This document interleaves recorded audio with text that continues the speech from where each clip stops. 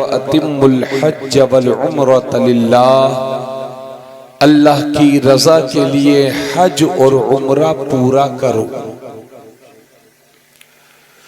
तवज्जो चाहूंगा। कारी शाहिद साहब चले गए क्या? अच्छा हैं, थोड़ा बैठिएगा भाई, आपका इलाका है ये। अल्लाह फरमाता है वतिमुल हज्ज वल उम्रत लिल्लाह, हज भी अल्लाह की रजा के लिए करो, उम्रा भी अल्लाह की रजा के लिए करो। मुअज़्ज़ज़ सामीन, हज और उम्रा क्या है इसको आप समझ लीजिए। हज ये इस्लाम के 4 फराइज में से एक बड़ा फर्ज है। थोड़ा सा तवज्जो से सुन लीजिए आप लोग थोड़ा सा आगे आ जाओ ना, जरा आगे आ जाओ, कुर्सी खाली है भाई, इधर ऐसा आ जाइए भाई, सब आ जाइए, आ जाइए सब। थोड़ा सा अच्छा नहीं लगता, जरा हम लोग भी दूरों दराज से आए हैं, आप भी जाग रहे हैं, तो जरा एक नूरानी माहौल हो। आ जाओ बेटा, आ जाओ आप लोग भी, सब आ जाओ। अब देखो बातें मत करना आप लोग, मेरी बातों को तवज्जो के साथ सुनना। अब बड़े हो गए हो, अदब सीखो और मेहनत करो। मुअज़्ज़ज़ सामीन, हज किसको कहते हैं और उम्रा किसको कहते हैं? हज इस्लाम के 4 फर्जों में से एक फर्ज है, और हज के लुग़वी माना यानी डिक्शनरी के एतबार से हज का लुग़वी माना होता है इरादा करना, बड़े काम का इरादा करना। और इस्तिलाही शरा में हज कहते हैं मखसूस अय्याम में मखसूस अरकान के साथ रज़ाए इलाही की खातिर अरकान को पूरा करना, इसको हज कहते हैं। और उम्रा किसको कहते हैं? उम्रे का जो लुगत में माना है वो है जियारत करना, और इस्तिलाह शरा में उम्रा कहते हैं एहराम बांध करके, मीकात या हिल से एहराम बांध करके काबतुल्लाह का तवाफ करना और सफा व मरवा की सई करना, और उसके बाद उस एहराम को उतरवाने के बाद बालों को मुड़वाना या कतरवाना, ये इस्लाम में उम्रा कहलाता है। उम्रा हज की तरह फर्ज नहीं है। तवज्जो चाहूंगा, अगर कोई साहिब हैसियत होने के बाद हज नहीं करेगा तो गुनाहगार होगा, लेकिन कोई उम्रा नहीं करेगा तो गुनाहगार नहीं होगा। हज फर्ज है, उम्रा सुन्नत है। समझ गए आप हजरत? अब जरा तवज्जो फरमाएं। नदीम भाई जल्दी फारिग होके आ जाओ, आप ड्राइवर हैं जलसे के। आका करीम सल्लल्लाहु अलैहि वसल्लम इरशाद फरमाते हैं, ये बुखारी शरीफ की हदीस है, बुनियल इस्लामु अला खम्स, शहादत अल्ला इलाहा इल्लल्लाह व अन्ना मुहम्मदुर रसूलुल्लाह व इकामिस सलाह व इताइज ज़कात वल हज व सौमी रमज़ान। अल्लाह के नबी सल्लल्लाहु अलैहि वसल्लम इरशाद फरमाते हैं, इस्लाम की बुनियाद 5 चीजों पर रखी गई है। जैसे कि हम कोई घर बनाते हैं, कोई कमरा बनाते हैं, कोई रूम बनाते हैं, तो उसके 4 कोने होते हैं जी, माशाअल्लाह, और एक छत होती है। पांचों मिलकर के एक कमरा बनता है, एक हुजरा बनता है। अल्लाह के नबी ने उसी से तशबीह दी कि इस्लाम की बुनियाद भी 5 चीजों पर है। उनमें सबसे पहली चीज शहादत अल्ला इलाहा इल्लल्लाह व अन्ना मुहम्मदुर रसूलुल्लाह। सबसे पहली चीज इस बात की गवाही देना कि अल्लाह के सिवा कोई माबूद नहीं और मोहम्मद सल्लल्लाहु अलैहि वसल्लम अल्लाह के रसूल हैं। ये इस्लाम का सबसे पहला बुनियादी रुकन है ना। और उसके बाद व इकामिस सलाह, और नमाज कायम करना, व ईताइस ज़कात, और ज़कात अदा करना, वल हज, और हज करना, व सौमी रमज़ान, और रमजान शरीफ के मुबारक महीने के रोजे रखना। सबसे पहली चीज इस बात की गवाही देना। तवज्जो फरमाइए। हमारी माँ बहनें भी सुनेंगी जितनी देर बैठी हैं। अल्लाह इबादत में आपका वक्त लिखेगा इंशाअल्लाह। तो हुजूर सल्लल्लाहु अलैहि वसल्लम फरमाते हैं इस्लाम की बुनियाद 5 चीजों पर है। सबसे पहली चीज इस बात की गवाही देना कि अल्लाह के सिवा कोई माबूद नहीं, और मोहम्मद सल्लल्लाहु अलैहि वसल्लम अल्लाह के बंदे और उसके रसूल हैं। हजरात, ये इस्लाम का सबसे बुनियादी रुकन है, अल्लाह को एक मानना और हुजूर सल्लल्लाहु अलैहि वसल्लम को अल्लाह का बंदा और उसका आखिरी रसूल मानना। उसे कहते हैं खत्मे नबुव्वत, यानी नबुव्वत का दरवाजा अब खत्म हो गया, नबुव्वत का दरवाजा बंद हो गया। अगर कोई जिला बहराइच में आकर के कहे कि मैं नबी हूं, मुझे मानो माज़ल्ला, तो ऐसा फराडी भी जहन्नमी है और उसके फराडी मानने वाले भी जहन्नमी हैं। अब न कोई नबी हो सकता है, न कोई रसूल हो सकता है, न कोई शरीयत आ सकती है। हमारे नबी आखिरी रसूल बन करके दुनिया में तशरीफ ले आए। अब नबुव्वत का दरवाजा बंद हो गया। बात समझ में आ रही है आपको? हाँ, इंशाल्लाह और समझ में आएगी। सुनते रहें आप हजरात। और जो हमारे भाई लोग घरों में हैं, सुन रहे हैं, उनसे गुजारिश है कि अगर उनके कानों तक आवाज पहुंच रही हो, अल्लाह उन्हें तौफीक दे तो महफिल पाक में आ जाएं। वरना जब उनकी तबीयत खराब होगी तो फिर डॉक्टर साहब दवा देंगे या नहीं देंगे, बाद में हमसे शिकायत मत करना। अल्लाह ताला सलामत रखे। हालांकि डॉक्टर हजरात इस तरह का इम्तियाजी रवैया किसी के साथ नहीं करते। हमने गैर मुस्लिम डॉक्टर को भी देखा है कि वो भी मरीज को देखने में मजहब की बुनियाद पर बर्ताव नहीं करते। और ये तबीब में, डॉक्टर में ये अच्छी चीज है, ये होना चाहिए, इंसानियत का मादा। अल्लाह ताला सलामत रखे। तो मेरी बात को सुनिए। तो ईमान लाने के बाद सबसे पहला जो फर्ज है इस्लाम में वो है नमाज। कुफ्र और इस्लाम के दरमियान सबसे बड़ा फर्क नमाज का है।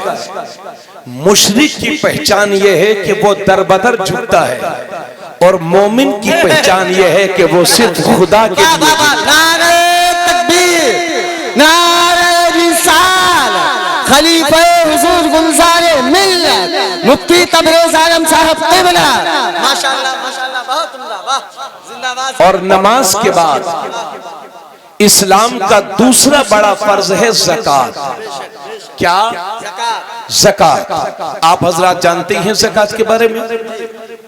अल्लाह ने आपकी हलाल कमाइयों में जो कमाई 7.5 तोला सोना या 52.5 तोला चांदी या उसके बराबर पैसे की मिकदार को निसाब पूरा होता हो और उस पर साल गुजर जाए या वो माल तिजारत हो, तो अल्लाह ने आपकी कमाइयों में 100 रुपये में से 2.5 रुपया अल्लाह ने आपके माल में आपके गरीब भाइयों का हिस्सा रखा। सुभान अल्लाह, सुभान अल्लाह। उसे ज़कात कहते हैं।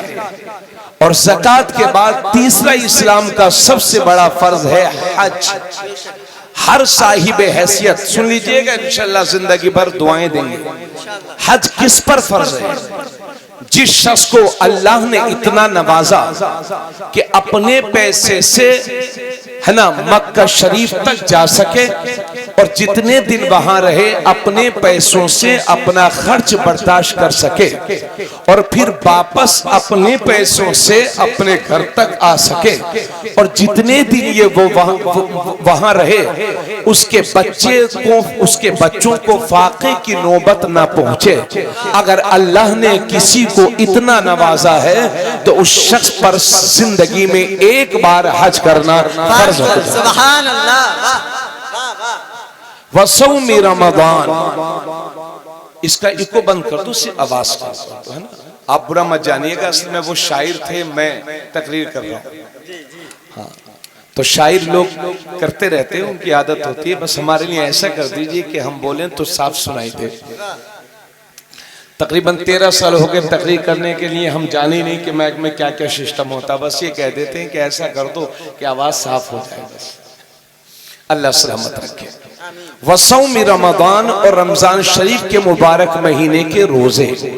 सुभान अल्लाह, है ना? ये डॉक्टर साहब हैं, इनसे पूछिए कि आज दुनिया की दूसरी कौमें तरसती हैं कि काश हमारे मजहब में भी रोजे जैसा कोई सिस्टम होता। कितने गैर मुस्लिम रमजान शरीफ में रोजा रखते हैं।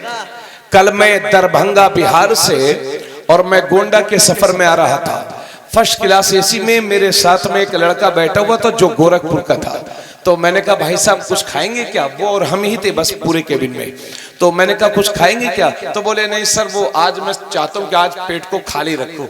तो मैंने कहा मुस्कुरा के, हाँ हाँ इसलिए हम लोग 1 महीना रोजा रखते हैं। तो मुस्कुराने लगा हूँ, है ना? अल्लाह का शुक्र है, अल्लाह का शुक्र है।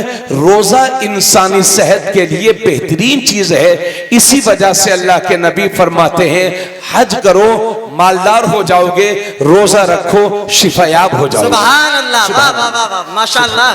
तो ये 4 फर्ज हो गए इस्लाम के, है ना? क्या? नमाज और ज़कात और हज और रोजा, इन्हें फराइज़े अरबा कहते हैं। यानी ये इस्लाम के 4 बड़े फर्ज हैं। अगर इन चारों में से किसी भी फर्जियत का किसी ने इनकार कर दिया तो वो मुसलमान नहीं रह जाएगा, वो काफिर हो जाएगा। लेकिन एक मजे की बात आप देखें, नमाज ये जिस्मानी इबादत है। मैं चूंकि आप सोचेंगे हजरत डॉक्टर साहब तो उम्रा पे जा रहे हैं, आप हज का बयान कर रहे हैं, तो भाई ये उम्रा और हज कुरान में भी साथ साथ आया है, इसलिए मैं भी साथ साथ जिक्र कर रहा हूं, है ना? अभी मैंने जो आयत पढ़ी थी वातिमुल हज्ज वल उम्रता लिल्लाह, तो जब जब उम्रे का जिक्र होता है हज का भी जिक्र होता है, और हज का जिक्र होता है तो उम्रे का भी जिक्र होता है। दोनों में मुनासबत क्या है इंशाल्लाह आने वाली गुफ्तगू से आप उसको समझेंगे। भाई साहब माइक बहुत अच्छा बोल रहा है, लेकिन जैसे पहले था जब शायर साहब पढ़े तो उनसे पहले वैसे कर दीजिए बस, और कुछ गुंजाइश हो तो बस, फिर परेशान ना होइए आप। अब अभी भी ठीक है, लेकिन और बेहतर हो सके तो कर दीजिएगा, तवज्जो चाहूंगा। लेकिन आप गौर फरमाएं, नमाज सिर्फ जिस्मानी इबादत है, नमाज में कोई पैसे नहीं लगते। इमाम की तनख्वाह अलग चीज है, अगर आप इमाम को तनख्वाह नहीं भी देना चाहोगे तो आपको नमाज से कोई नहीं रोकेगा। तो नमाज में कोई पैसा नहीं लगता, नमाज सिर्फ जिस्मानी इबादत है। इसी तरीके से रोजा भी जिस्मानी इबादत है, और ज़कात ये सिर्फ माली इबादत है। लेकिन हज जिस्मानी इबादत भी है और माली इबादत भी है। आपको जिस्म से अरकान भी अदा करना है और माल भी खर्च करना है। बेशक बेशक बेशक, कहें सुभान अल्लाह। सुभान अल्लाह। हजरात इतना कहने के बाद आइए अब एक हदीस शरीफ समात करें। ये आला दर्जे की हदीस है। अल्लाह के नबी सल्लल्लाहु अलैहि वसल्लम ने एक बार इरशाद फरमाया, या अय्युहन्नास इन्नल्लाह कतबा अलैकुमुल हज्ज फकामल अक़रा इब्न हाबिस अफी कुल्ली आमिन या रसूल अल्लाह क़ाल लौ क़ुल्तुहा नअम लवजबत वलौ वजबत लम तअमलू बिहा वलम तस्ततीउ वल हज्जु मर्रतुन फमन ज़ादा फततव्वु। अल्लाह के नबी, गौर से सुनिएगा, अल्लाह के नबी सल्लल्लाहु अलैहि वसल्लम ने एक मौके पर इरशाद फरमाया, ए लोगों, अल्लाह ने तुम पर हज को फर्ज फरमा दिया है। अल्लाह ने तुम पर हज को फर्ज फरमा दिया है। तो जब ये बात सुनी तो एक सहाबी जिनका नाम है हजरत अकरा बिन हाबिस, वो खड़े हो गए और खड़े होकर अर्ज करते हैं, अफी कुल्ली आमिन या रसूल अल्लाह, या रसूल अल्लाह क्या हर साल हज करना फर्ज है? तवज्जो चाहूंगा। वाह वाह वाह। अब ये हदीस मुस्लिम शरीफ में भी है। मुस्लिम में इस तरह से है, जब हजरत अकरा बिन हाबिस खड़े हो गए तो उन्होंने अर्ज किया, या रसूल अल्लाह क्या हर साल हज करना फर्ज है? मेरे नबी खामोश रहे। फिर दोबारा उन्होंने अर्ज किया, या रसूल अल्लाह क्या हर साल हज करना फर्ज है? नबी फिर भी खामोश रहे। तीसरी बार फिर उन्होंने अर्ज किया, या रसूल अल्लाह क्या हर साल हज करना फर्ज है?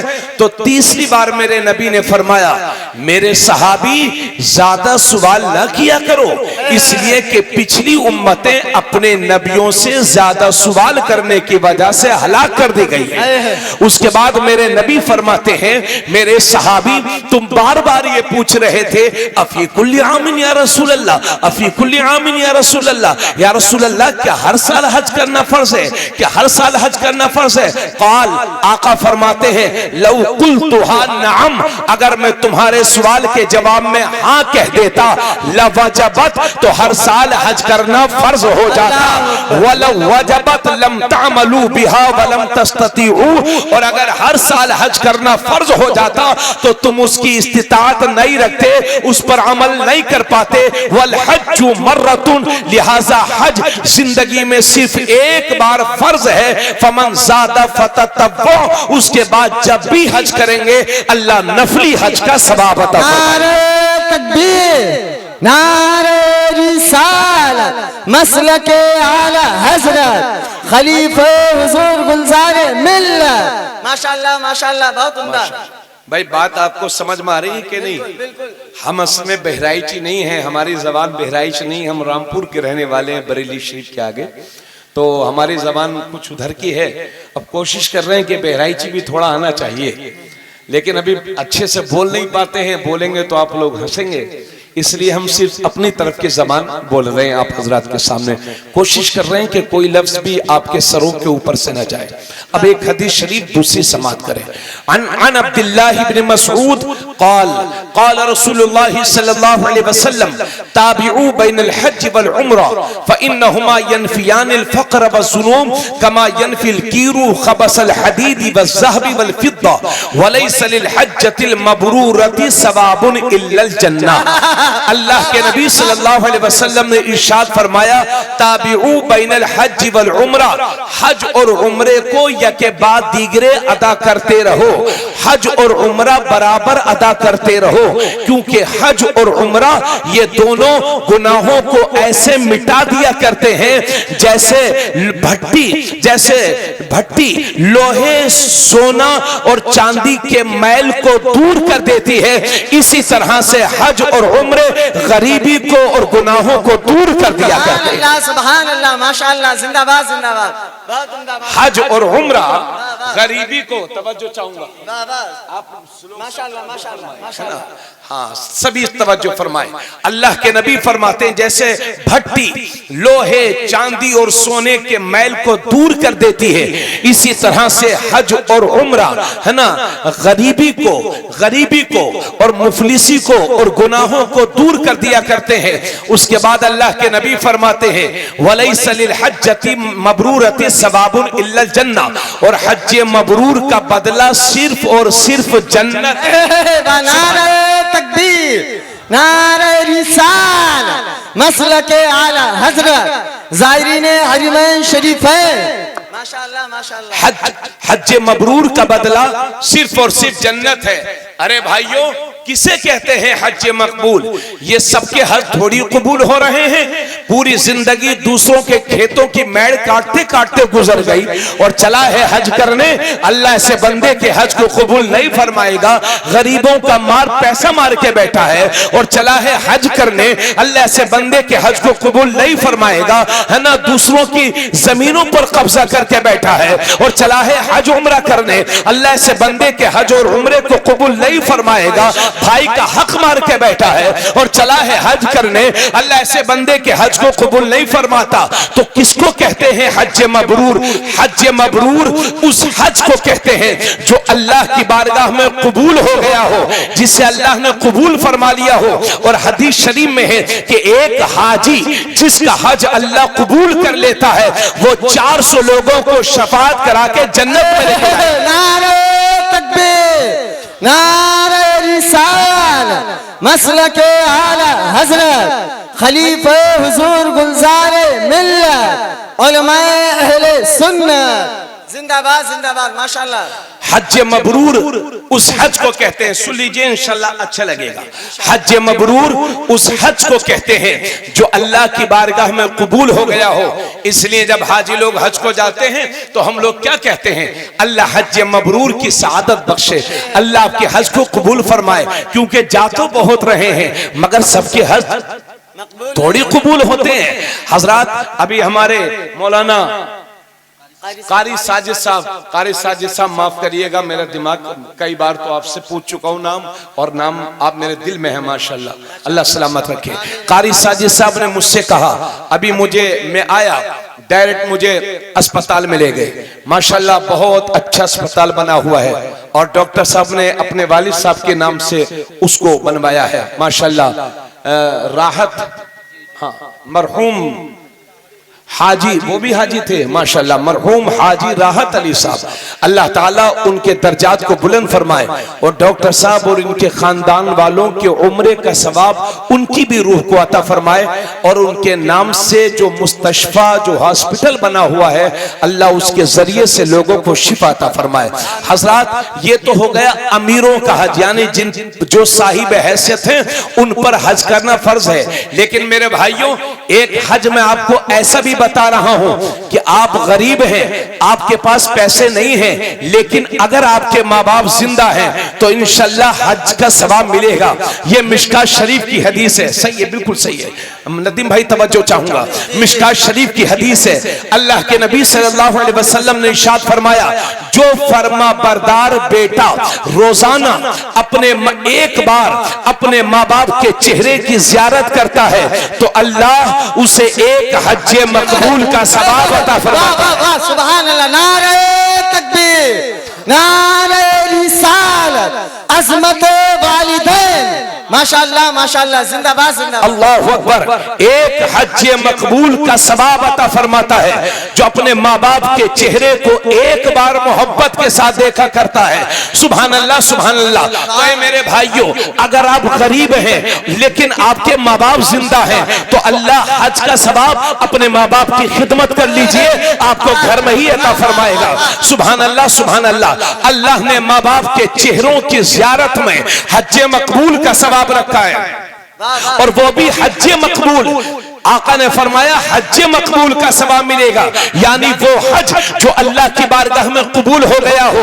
हजरात लेकिन आप कैसे जानेंगे कि किसका हज कबूल हुआ है किसका नहीं? आप कैसे जानेंगे कि ये हाजी जा रहा है या वाकई पाजी जा रहा है? आप कैसे जानेंगे कि इसका हज कबूल हुआ है कि नहीं? तो उलमा ने पहचान बता दी है कि हज कबूल होने की पहचान ये है कि बंदा जैसा हज करने जाए और जब पलट के वापस आए और पहले से भी ज्यादा नेक हो जाए तो समझ लो कि हज कबूल हो गया है। पहले दिन नारे तकबीर, नारे रिसालत, मसलके आला हजरत खलीफे हुजूर गुलजारे मिल्लत। हजरात काबा शरीफ में एक सोने एक कीमती पत्थर लगा हुआ है जिसे ब्लैक स्टोन कहते हैं, संगे अस्वद कहते हैं, हजरे अस्वद कहते हैं। ये जन्नती पत्थर है। जब जन्नत से आया था तो बिल्कुल सफेद था, लेकिन गुनाहों को चूसते चूसते काला पड़ गया है। तो अल्लाह ने उस पत्थर में ये तासीर दी है कि गुनाहों को चूसता भी है तो वो हाजी हो जाता है। और कुछ लोग वो हैं कि जिन्हें उल्टा सप्लाई करता है वही इंडिया का पाजी हो जाता है। तो आप कैसे जानेंगे कि किसका हज कबूल हुआ है कि नहीं? तो उलमा ने पहचान बता दी है। हज कबूल होने की पहचान यह है कि बंदा जैसा जाए और जब पलट के वापस आए और पहले से भी ज्यादा नेक हो जाए तो समझ लो कि हज कबूल हो गया है, हज कबूल हो गया है। हजरात गिरामी तो एक सहाबी खड़े हो गए और अर्ज करते हैं, या रसूल अल्लाह, अगर कोई एक दिन में 100 बार अपने माँ बाप का चेहरा देखे तो कितना सवाब? तो हुजूर फरमाते हैं अल्लाह उसे 100 हज मकबूल का सवाब है। नारे तकबीर, नारे रिसाल, मसलके आला हजरत, अजमते वालिदैन करीमैन, खलीफे हुजूर गुलजारे मिल्लत, मुफ्ती तबरेज आलम साहब क़िबला। नारे रिसाल, जिंदाबाद जिंदाबाद, बहुत उम्दा माशाअल्लाह। मुअज़्ज़ज़ सामीन, वाह वाह वाह वाह वाह। अल्लाह ने माँ बाप के चेहरे की ज़ियारत में एक हज मकबूल का सवाब दिया। सवाब रखा है। वाह वाह वाह अगर कोई 100 बार देखे तो 100 बार। वाह तवज्जो चाहूंगा, वाह वाह वाह। अल्लाह के नबी सल्लल्लाहु अलैहि वसल्लम ने इरशाद फरमाया, अगर कोई ये चाहता है कि अल्लाह उसकी उम्र में इजाफा फरमाए, लंबी उम्र दे और उसकी रोजी में इजाफा हो, तो हुजूर फरमाते हैं उसे चाहिए कि अपने माँ बाप के साथ और अपने रिश्तेदारों के साथ अच्छा सुलूक करे। बेशक माशाअल्लाह। बाज लोगों के हाल यह है कि जरा सी कोई अदना सी कमी रह गई तो रिश्तेदार कह के जाते हैं अब तुम्हारी हमारी ऐसे है, अब ना हम तुम्हारे जनाजे में आइबे न तुम हमारे जनाजे में आना। ये जिहालत की आला मिसाल है। आका करीम सल्लल्लाहु अलैहि वसल्लम फरमाते हैं जो रिश्तेदारी को तोड़ता है अल्लाह उसे तोड़ता है, और जो रिश्तेदारी को जोड़ता है अल्लाह उसे जोड़ता है। तोड़ने वाले को कातिअ कहते हैं, अरबिक में तोड़ने वाले को कातिअ कहते हैं और जोड़ने वाले को वासिल कहते हैं। और हुजूर फरमाते हैं वासिल वो नहीं है कि मैं आपके घर आ गया आप मेरे घर आ गए, वो वासिल नहीं है, बल्कि वासिल वो है कि आप मेरे घर नहीं आ रहे हैं फिर भी मैं आपके घर जा रहा हूं, उसे वासिल कहते हैं। वाह वाह वाह वाह, सुभान अल्लाह सुभान अल्लाह। तो जो रिश्ते को तोड़ता है अल्लाह उसे तोड़ता है, और जो रिश्ते को जोड़ता है अल्लाह उसे जोड़ता है। उसे जोड़ता है। इसलिए मेरे दोस्तों थोड़ी थोड़ी बातों में रिश्तेदारियों में बोलचाल बंद न किया करो, इसलिए कि हमने देखा है कि एक बार जब जरा सी बदनज़मी पैदा हो जाती है तो वो घाव हमेशा बढ़ता ही रहता है, फिर कम नहीं होता। ये हाल है लोगों के, हाल ये है लोगों के कटलिया चौराहे पर 5 दोस्त हैं, मिर्जापुर चौराहे पर 5 दोस्त हैं, लेकिन जब आप घर में दाखिल होते हैं तो अपना सगा भाई ही अपने भाई का सबसे बड़ा दुश्मन लगता है। अल्लाह की पनाह। दोस्तों दोस्ती जब तक है जब तक जेब गर्म है और आप सुख में हैं, लेकिन जैसी परेशानी आती है तो फिर दोस्त कम काम आते हैं, सगे भाई ज्यादा काम आते हैं। इसलिए मेरा मौजू अलग नहीं हो रहा है, बस मैंने अल्लाह की रजा के लिए चंद बातें आपसे कहती हूं।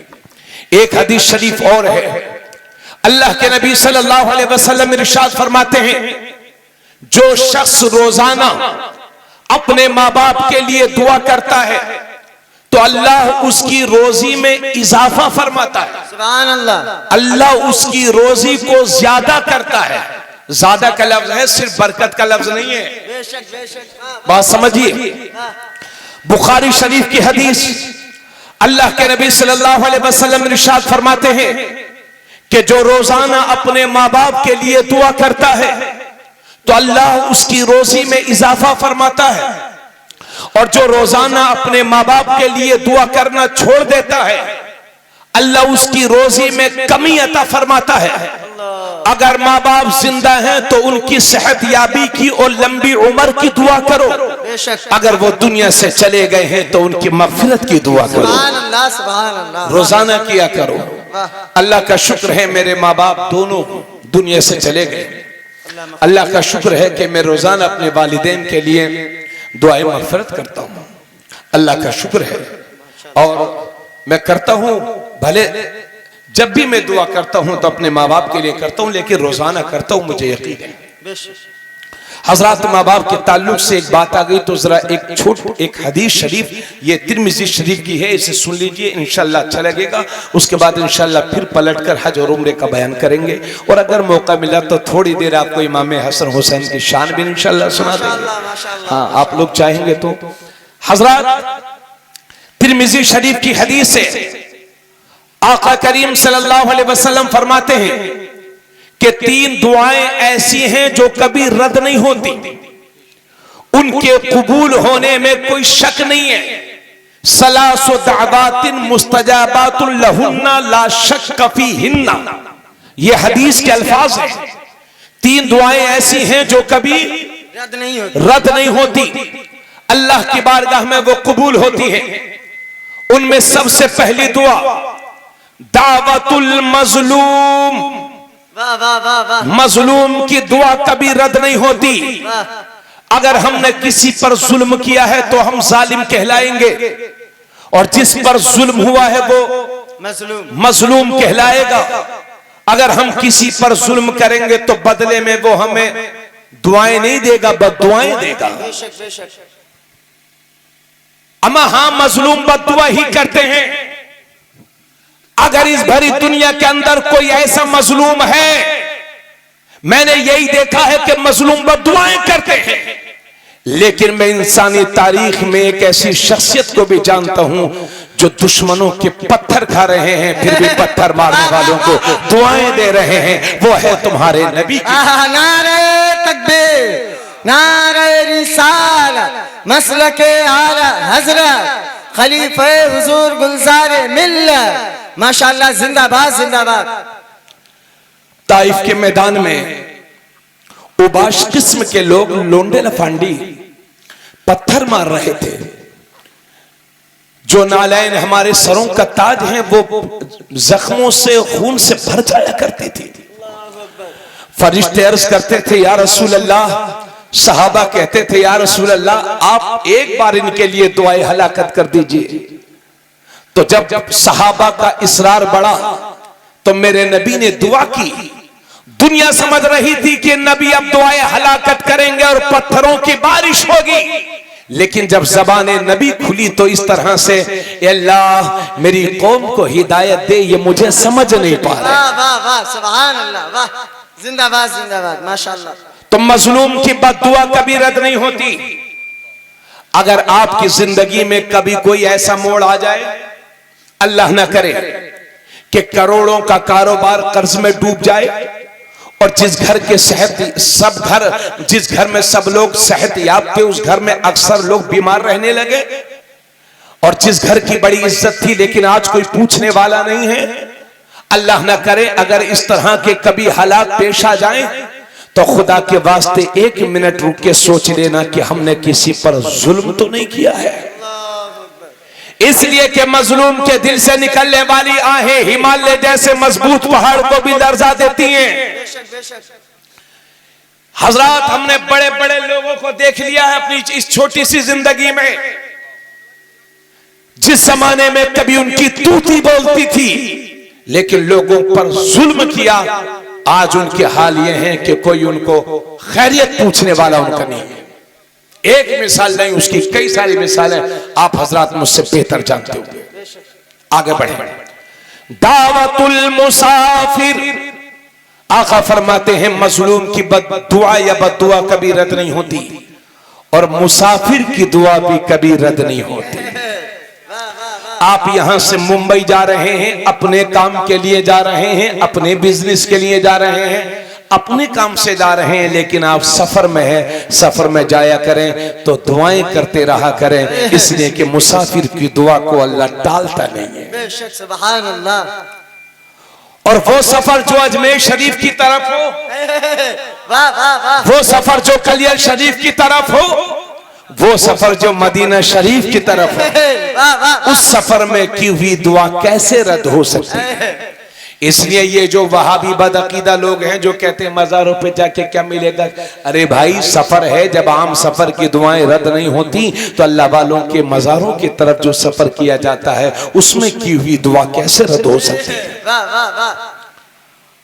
और तीसरा टुकड़ा दावतुल वालिदी अला वलदिही, औलाद माँ बाप की दुआ, माँ बाप की वो दुआ जो उसकी औलाद के खिलाफ होती है, आका फरमाते हैं वो भी कभी रद्द नहीं होती।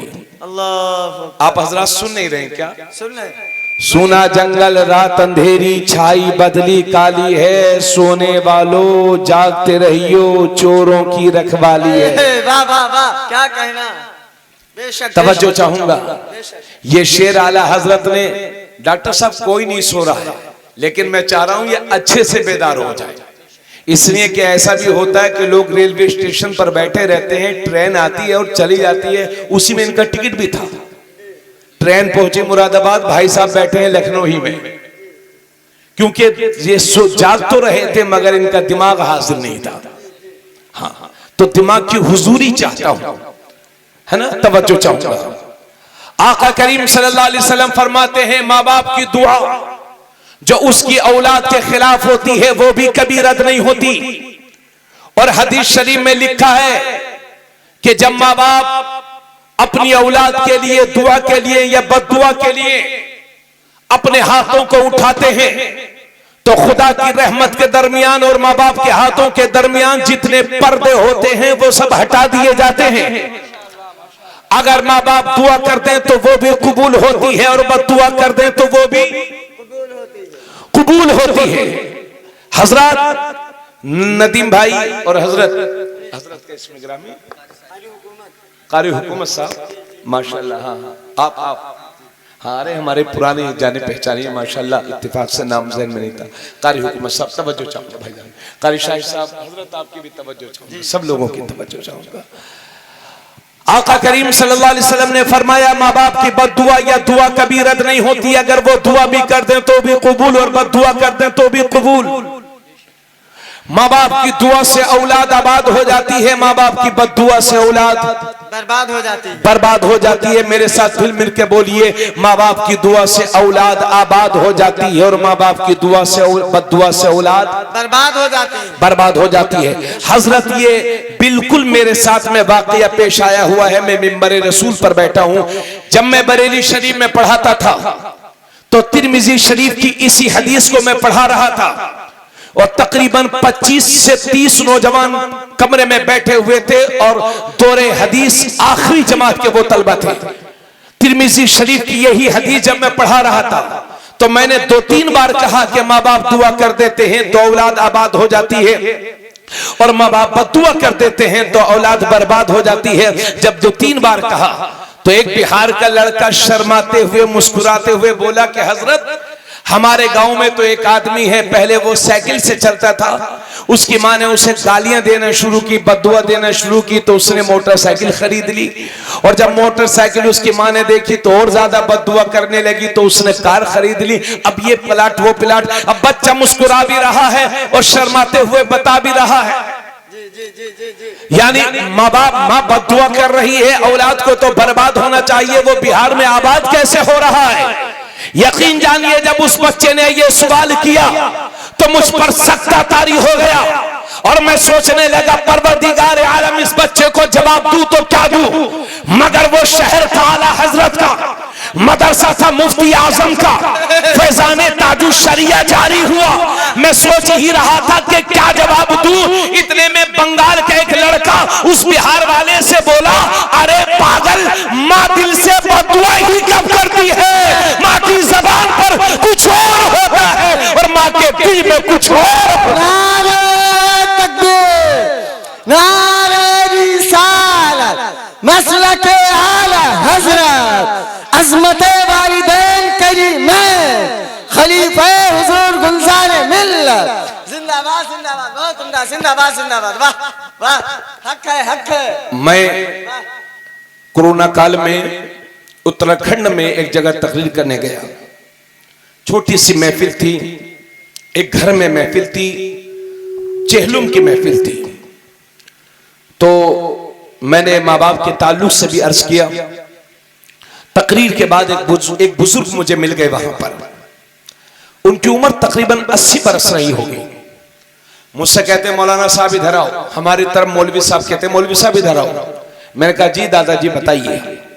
तो बोले आपने ये बताया है कि माँ बाप की दुआ कबूल होती है, ये नहीं बताया कि माँ बाप की बद्दुआ भी कबूल होती है।